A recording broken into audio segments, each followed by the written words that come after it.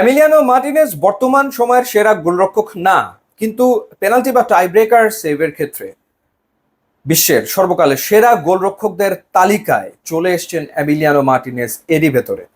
কারণ মেজর টুর্নামেন্টের গুরুত্বপূর্ণ ম্যাচে টাই ব্রেকারে এমিলিয়ানো মার্টিনেজের যে পারফরমেন্স, সেটা এক কথায় অসাধারণ। সবশেষে আমরা দেখলাম এবারের কোপা আমেরিকার কোয়ার্টার ফাইনালে ইকুয়েডরের বিপক্ষে তিনি দুটো শট সেভ করেছেন এবং আর্জেন্টিনা চলে গেছে সেমিফাইনালে।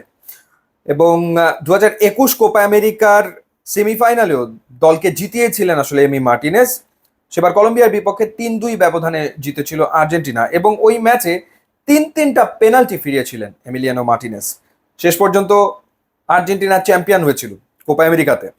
কাতার ওয়ার্ল্ড কাপে আমরা দেখেছি কোয়ার্টার ফাইনাল এবং ফাইনালে টাই ব্রেকারে কি দুর্দান্ত পারফর্ম করলেন এমিলিয়ানো মার্টিনেজ। কোয়ার্টার ফাইনালে নেদারল্যান্ডসের বিপক্ষে 4-3 ব্যবধানে জিতলো আর্জেন্টিনা।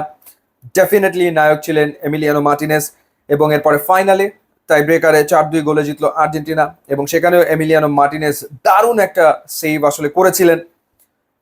তো মেজর টুর্নামেন্টে তিনি সুপার পারফর্ম করেন যখন আসলে খেলাটা টাই ব্রেকারে আসলে চলে যায়। তো বড় টুর্নামেন্টে এরকম পারফর্ম আরও একজন করেছিলেন আর্জেন্টিনার জার্সিতে, তিনি হচ্ছেন সার্জিও গায়কোচিয়া। এবং সার্জিও গায়কোচিয়া তিনি 90 বিশ্বকাপে কোয়ার্টার ফাইনালে ইউগোস্লোভিয়া এবং সেমিতে ইটালির বিপক্ষে টাই ব্রেকারে দলকে জিতিয়েছিলেন। যদিও ফাইনালে তিনি জার্মানির পেনাল্টি ঠেকাতে ব্যর্থ হন, যার কারণে আর্জেন্টিনা ফাইনালটা হেরে যায় এবং জার্মানি আসলে চ্যাম্পিয়ন হয়।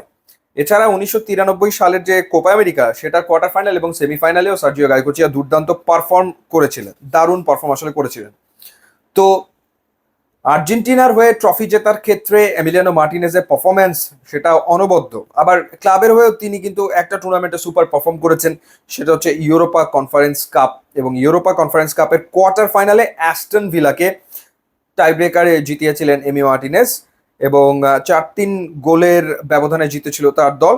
সেবার তিনি 2টা শট ফিরিয়েছিলেন, 2টো শট আসলে তিনি ঠেকিয়ে দিয়েছিলেন।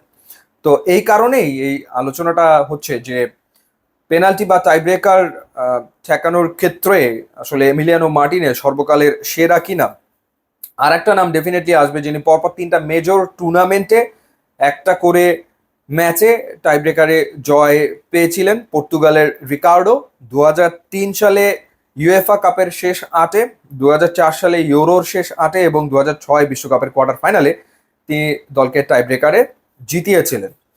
তো এখন পর্যন্ত যেটা দেখা গেল যে আর্জেন্টিনার জার্সিতে এমিলিয়ানো মার্টিনেজ পেনাল্টি এবং টাই ব্রেকারে 24টা শটের মুখোমুখি হয়েছেন, টোটাল 24টা।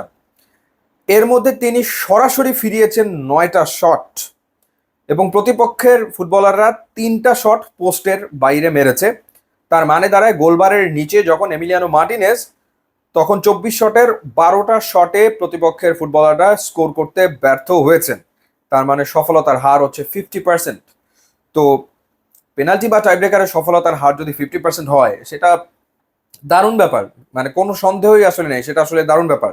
এই কারণে খেলা যখন টাইব্রেকারে চলে যাচ্ছে, আর্জেন্টিনা টিম অনেকটা নির্ভর থাকতে পারছে, কারণ সেখানে এমিলিয়ানো মার্টিনেজ রয়েছেন এবং আর্জেন্টিনা যে ট্রফি জিতে চলেছে, সেই ক্ষেত্রেও এমিলিয়ানো মার্টিনেজের অনবদ্য পারফরমেন্স একটা ভূমিকা রাখছে।